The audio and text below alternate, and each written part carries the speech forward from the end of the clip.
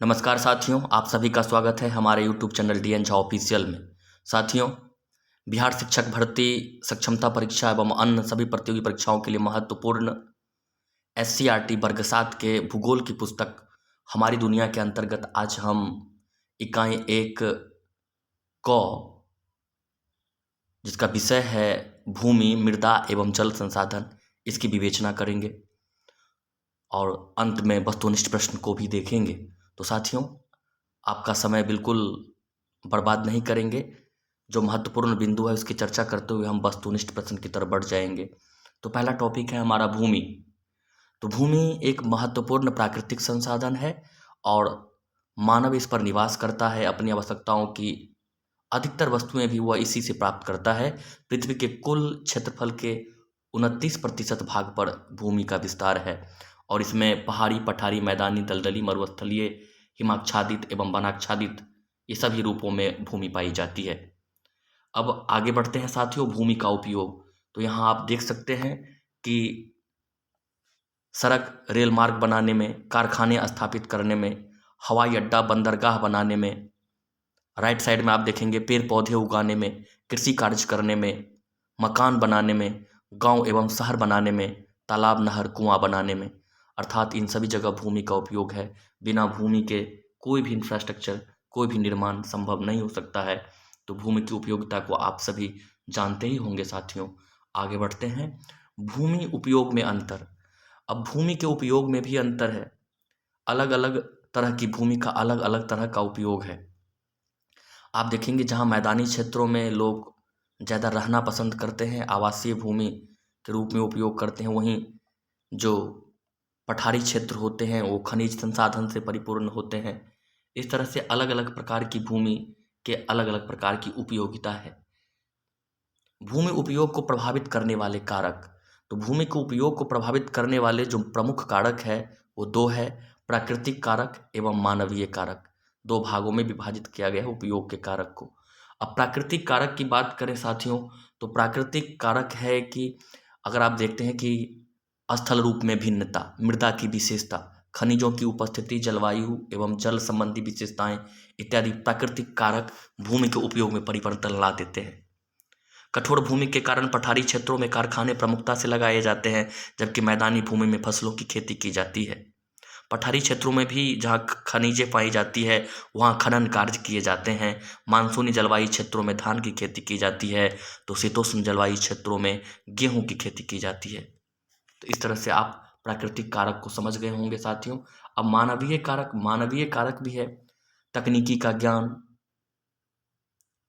तकनीकी ज्ञान में वृद्धि, जनसंख्या वृद्धि, श्रमिकों की उपलब्धता तथा मानवीय आवश्यकताओं में अंतर इत्यादि भूमि के उपयोग में परिवर्तन ला देते हैं। जनसंख्या वृद्धि के कारण भूमि उपयोग में अंतर आता है। शहरों के पास भवनों के निर्माण हेतु भूमि की मांग बढ़ी है, परंतु भूमि की मात्रा सीमित है। इस समस्या से निपटने की तरकीब भारतीय वैज्ञानिकों एवं शहर नियोजकों ने ढूंढ ली है। इस तरह से आप देख सकते हैं कि मानवीय कारक भी भूमि की उपयोगिता को प्रभावित करते हैं। अब यहाँ देख सकते हैं कुछ जानकारी है कि मुंबई के निकट की दलदली भूमि को सुखाकर ठोस भूमि में बदला गया तथा वहाँ नवी मुंबई नाम का शहर बनाया गया। राजस्थान के गंगानगर क्षेत्र में पहले सिंचाई की सुविधा नहीं थी, वहाँ पर सिंचाई की सुविधा उपलब्ध कराई गई और अब यह क्षेत्र प्रमुख कृषि क्षेत्रों में माना जाता है।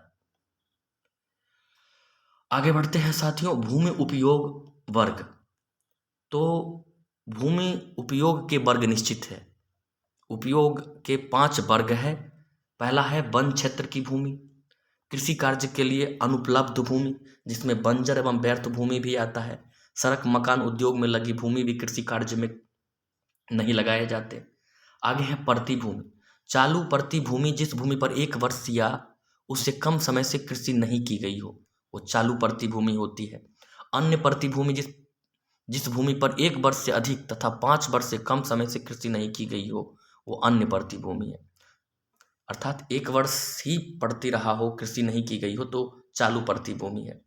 1 वर्ष से 5 वर्ष तक वहाँ कृषि नहीं किया गया हो तो वो अन्य परती भूमि की श्रेणी में आता है। अन्य कृषि उपयोग भूमि, अस्थायी चारागाह की भूमि, कृषि योग्य बंजर भूमि, जिस भूमि पर 5 वर्ष से अधिक समय से खेती नहीं की गई है। पाँचवा है शुद्ध बोई गई भूमि। तो इस तरह से आपने देखा कि भूमि को 5 वर्गों में, उपवर्गों में विभाजित किया गया है साथियों। यहाँ देखते हैं कि महत्वपूर्ण बात जो है कि जल जमाव से मिट्टी में लवणता एवं क्षारीयता का गुण भी बढ़ा है।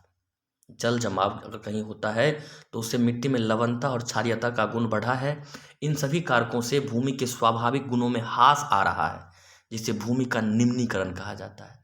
अर्थात किसी कारण से वहाँ पर पानी जमाव होने से या अन्य कारण से उसके स्वाभाविक गुणों में जो ह्रास होता है उसे भूमि का निम्नीकरण कहा जाता है।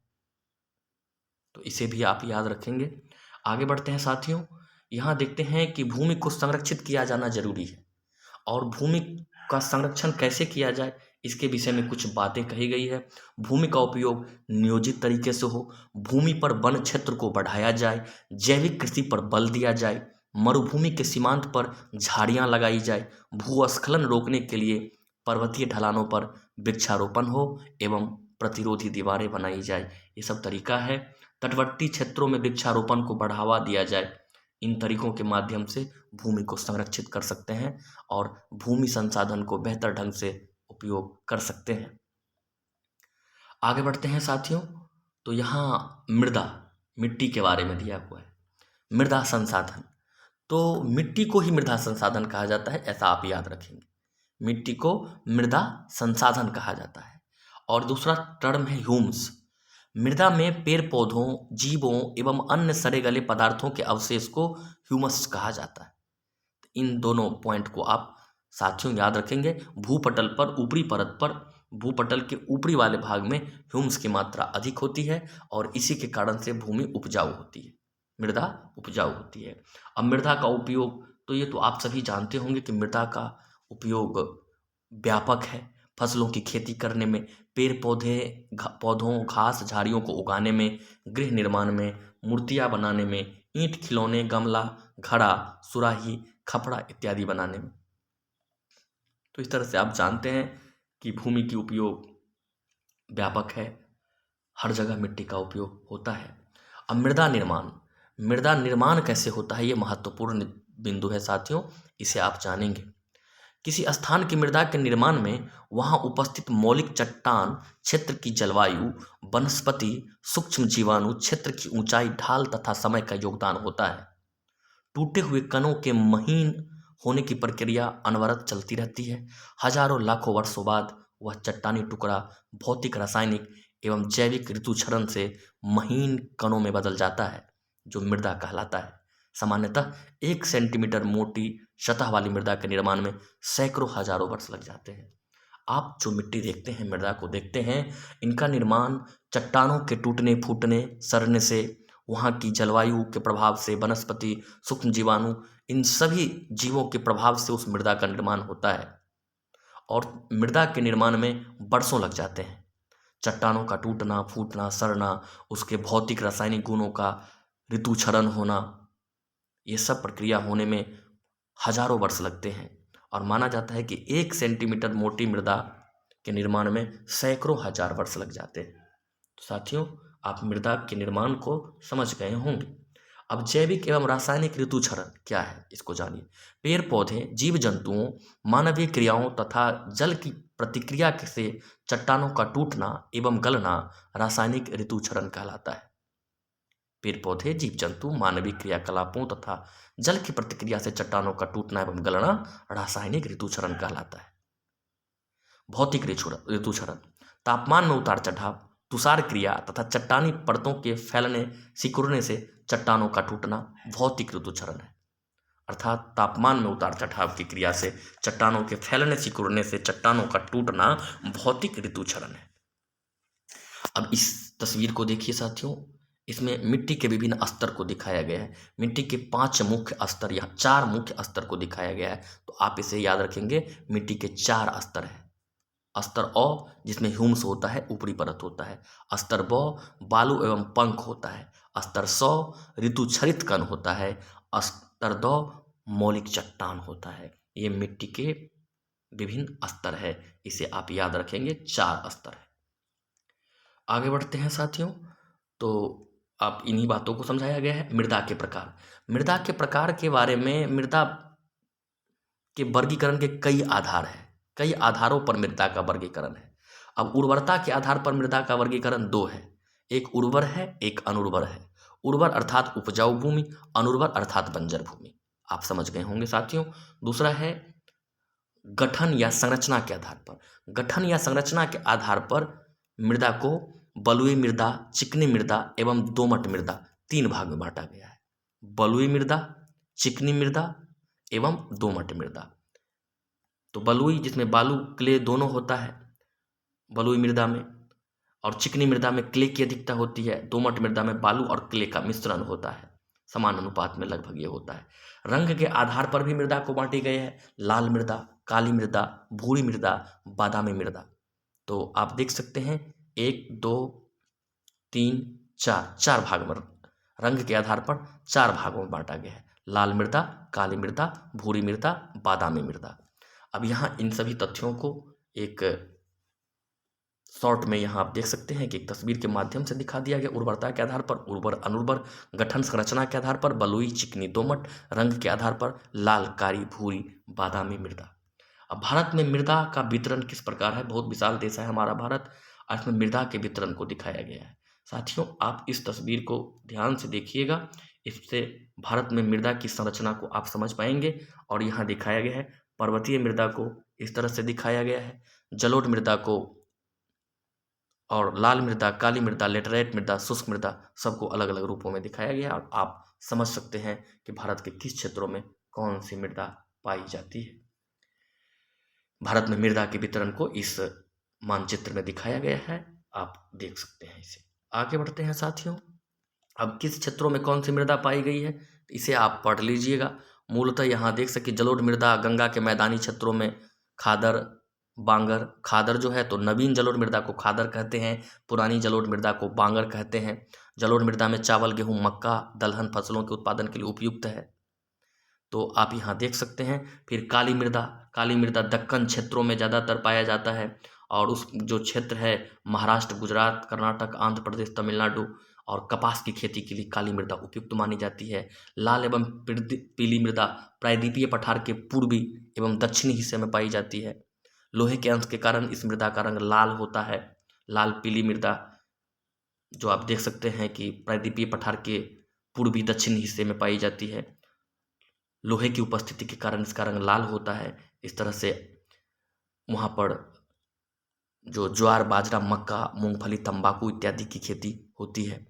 यह मृदा उड़ीसा, झारखंड, मेघालय इत्यादि क्षेत्रों में पाया जाता है।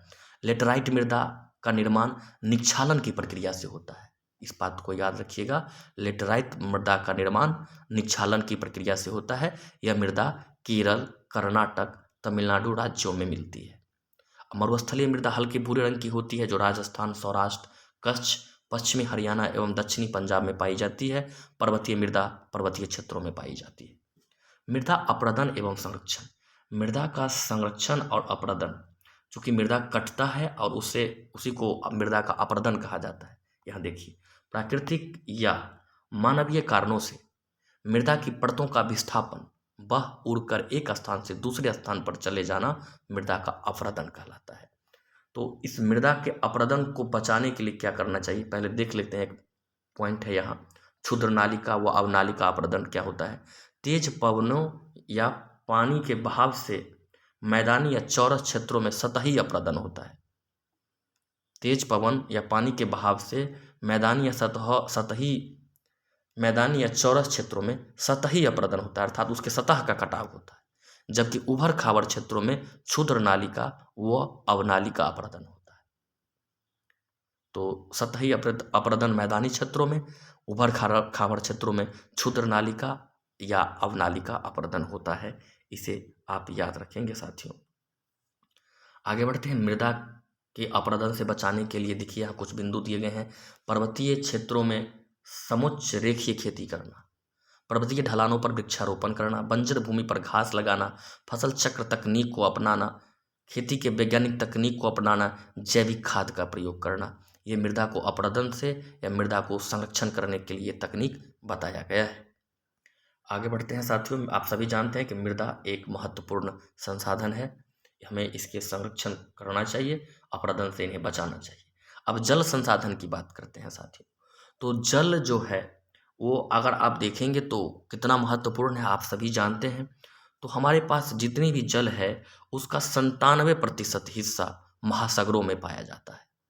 ये महासागर है प्रशांत महासागर, जिसमें 49.9 लगभग 50% जल अकेले प्रशांत महासागर में पाया जाता है।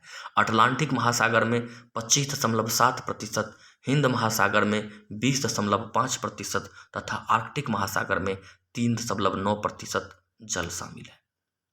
इसे आप याद रखेंगे। महासागर का जल नमकीन होता है, उसे पीने लायक बनाने के लिए बहुत प्रक्रियाओं से गुजरना होता है। तो ये पीने लायक जल जो होते हैं अधिकांशतः नदी, झील, तालाब, भूमिगत हिस्सों में होते हैं, जिसे विभिन्न प्रक्रियाओं के द्वारा पीने योग्य बनाया जाता है। अब जल का उपयोग तो आप सभी जानते हैं, जल का व्यापक उपयोग है। जल चक्र को समझ लीजिए, इस तस्वीर में भी दिखाया गया है। जल चक्र एक ऐसा चक्र है जिसमें महासागरों का जल वाष्पित होकर वायुमंडल में जाता है, वहां बादल का निर्माण कर वर्षा जल के रूप में धरती पर आ जाता है। यह जल बहकर पुनः महासागरों में चला जाता है और फिर से वाष्पन और बादल निर्माण तथा वर्षा की क्रिया होती रहती है। क्या होता है? महासागरों का जल वाष्पित होता है, वाष्पकण आसमान ऊपर जा कर के वो संघनित होते हैं, संघनन होता है, संघनन, वाष्पन के बाद संघनन होता है। बारिश जो वाष्पित कण होते हैं वो एक दूसरे के नज़दीक आकर बादलों का निर्माण करते हैं, फिर वर्षण होता है और फिर ये वर्षण नदी तालाबों से होते हुए फिर महासागरों में चला जाता है। कुछ हिस्सा भूमिगत जल के रूप में भी चला जाता है और इस तरह से फिर से वाष्पन होकर संघनन, वर्षण इत्यादि प्रक्रिया चलती रहती है। यही प्रक्रिया जल चक्र कहलाती है साथियों, और इसी के द्वारा धरती पर जल की पूर्ति होती है और जल हमेशा बना रहता है। जल का वितरण, जल का वितरण यहाँ इस बॉक्स को आप समझ लें, सारी बातें कवर हो जाएगी। महासागर में 97.3% जल है, बर्फीला क्षेत्र 2% है, भूमिगत में बहुत कम 0.68% है, अलवणीय जल 0.09% है, स्थलीय समुद्र एवं झील में 0.09% है, वायुमंडल में 0.019% है, नदियाँ 0.001% है। इस तरह से कुल 100% इस तरह से जल का वितरण है। इसे आप याद रखेंगे। यहाँ से पृथ्वी को जलीय ग्रह भी कहा जाता है, ये भी आप याद रखेंगे, क्योंकि पृथ्वी पर अधिकांश हिस्सा जल का है। इसके कारण पृथ्वी नीला भी दिखता है, इसलिए इसे नीला ग्रह भी कहा जाता है। जल की उपस्थिति के कारण जलीय ग्रह भी कहा जाता है। तो इस तरह से साथियों इस महत्वपूर्ण बिंदु को भी आप याद रखेंगे। अब एक महत्वपूर्ण बिंदु है कि विश्व का लगभग 4% जल ही, स्वच्छ जल ही उपलब्ध है। विश्व में मात्र 4%, यानी भारत की बात करें विश्व की तुलना में, तो भारत में आप जानते हैं कि 16%, पहले के अनुसार अब तो 17% के आसपास जनसंख्या भारत में निवास करती है विश्व की कुल जनसंख्या का, जबकि विश्व की कुल जो स्वच्छ जल है, पीने योग्य जल है, उसका 4% जल ही हमारे देश में पाया जाता है। अब यहाँ है कि हमारे देशों में नदियों का जाल है और हमारे देश में ब्रह्मपुत्र नदी का वार्षिक जल प्रवाह सर्वाधिक है। सबसे अधिक जल प्रवाहित करने वाले भारत की जो नदियाँ हैं वो है ब्रह्मपुत्र, इसे भी याद रखिएगा साथियों। अब जल संकट, तो आप देख रहे हैं कि जलों की लगातार जो है कमी हो रही है, भूमिगत जल का स्तर नीचे की तरफ जा रहा है। हाँ, इस कारण से मात्र 1% से भी कम पीने लायक जल, पृथ्वी पर जल का विशाल भंडार होते हुए भी पीने लायक जल 1% से भी कम है। यानी पृथ्वी पर जितने जल है उस सभी का 1% से कम जल ही पीने लायक है और जनसंख्या लगातार बढ़ती जा रही है। जल प्रदूषण के कारण जल की जो स्थिति और ख़राब हो रही है, इस तरह से जल का जो है ना संकट पैदा हो रहा है। आप सभी इस बात को जानते भी हैं। जल की कमी के कारण क्या होता है, यहाँ जो स्वाभाविक है कृषि प्रभावित होगी। बहुत तरह से जो यहाँ बताया गया है कि क्या क्या कारण है उस जल के प्रभावित होने का, जल संकट होने का। आगे बढ़ते हैं साथियों। अब जल प्रदूषण का क्या कहलाता है, तो जल में अवांछनीय पदार्थ मिल जाता है तो जल प्रदूषण होता है। और जल प्रदूषण के निम्न स्रोत हैं, क्या क्या कारण है। हम घरेलू कूड़ा करकट लोग जल में डाल देते हैं, औद्योगिक अवशिष्ट पदार्थों को जल में प्रवाहित कर दिया जाता है, नदियों में आप देखते हैं। नगरीय क्षेत्रों का दूषित जल होता है, परिवहन एवं यातायात दुर्घटनाएं भी होती है, तो वो भी जल को प्रभावित करते हैं, जल प्रदूषण करते हैं। और बीमारी क्या क्या होता है? उल्टी आना, किडनी का खराब होना, पेट दर्द, सिर दर्द, डायरिया, छाती दर्द, हड्डी का विकृति, वजन घटना, दिमागी विकृति इत्यादि जल प्रदूषण से होने वाले प्रमुख रोग है। इसे आप जानेंगे। आगे बढ़ते हैं साथियों। कुछ तकनीक हैं कि वर्षा जल संग्रह करने, जल की बर्बादी को रोकने के लिए क्या क्या प्रयास किया जाना चाहिए। तो वर्षा जल संग्रहण की तकनीक, हम लोग वर्षा जल को संग्रह करें, उसकी अच्छी तकनीक से उसकी व्यवस्था करें। छत का वर्षा जल संग्रहित करना, जल का समुचित उपयोग करना, जल को प्रदूषित होने से बचाना, जल के पुनः चक्रण तकनीक को अपनाना, सिंचाई के लिए आधुनिक तकनीकों को अपनाना, जल संरक्षण की महत्ता को बताना, प्राचीन जल संचय की तकनीकों को अपनाना। ये सब जल संरक्षण के तरीके हैं जिसे हम सबको अपनाना भी चाहिए, क्योंकि आप सभी जानते हैं कि जल ही जीवन है, इसके बिना जीवन की कल्पना नहीं हो सकती। अब वस्तुनिष्ठ प्रश्न की तरफ बढ़ते हैं साथियों। पृथ्वी का कितने प्रतिशत भाग पर स्थल है? 29%। मैंने पहले बताया। विश्व में सघन जनसंख्या कहाँ मिलती है? तो मैदानी क्षेत्रों में जनसंख्या ज़्यादा मिलती है।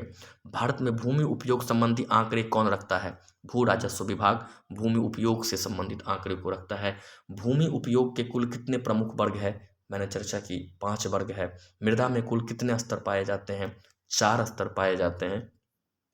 औ ब स द मैंने बताया था। समुच्च रेखीय खेती करना किसका उपाय है? मृदा अपरदन को रोकने के लिए ये समुच्च रेखीय खेती किया जाता है। रासायनिक दृष्टि से जल किसका संयोजन है? आप सभी जानते हैं, H2O, हाइड्रोजन के 2 और ऑक्सीजन के 1 अणु मिलकर जल के परमाणु मिलकर जल के 1 अणु का निर्माण करता है। तो इसमें हाइड्रोजन और ऑक्सीजन होगा। इनमें कौन एक महासागर नहीं है? तो मैंने 4 महासागर की चर्चा की, हिंद, प्रशांत, आर्कटिक और अटलांटिक, जबकि अंटार्कटिक महासागर नहीं, महादेश की श्रेणी में आता है साथियों। आगे बढ़ते हैं। रिक्त स्थानों की पूर्ति करना है। तो मृदा में जीवों के सड़े गले अवशेषों को क्या कहते हैं? ह्यूमस कहा जाता है। दक्कन क्षेत्र में काली मृदा पाई जाती है। लावा निर्मित पठारों से जब देखते हैं कि चट्टानें हैं वहाँ पर, तो वहाँ पर काली मृदा पाई जाती है। और लेटराइट मृदा का निर्माण निक्षालन की प्रक्रिया से होता है। इसकी भी चर्चा हमने की। भूमि एक महत्वपूर्ण प्राकृतिक संसाधन है। महासागरों में जल का 97% भाग पाया जाता है। तो साथियों, कैसा लगा ये वीडियो ज़रूर बताइएगा कमेंट बॉक्स में। इस तरह से हम लगातार आपके बीच वीडियो लाते रहते हैं। अगर आप हमारे चैनल पर नए हैं तो निश्चित रूप से चैनल को सब्सक्राइब कर लें, बेल आइकन को भी दबा दें, ताकि जो भी मैं वीडियो अपलोड करूं उसका नोटिफिकेशन आप तक पहुंचे। वीडियो को अंत तक सुनने के लिए आप सभी का बहुत बहुत धन्यवाद।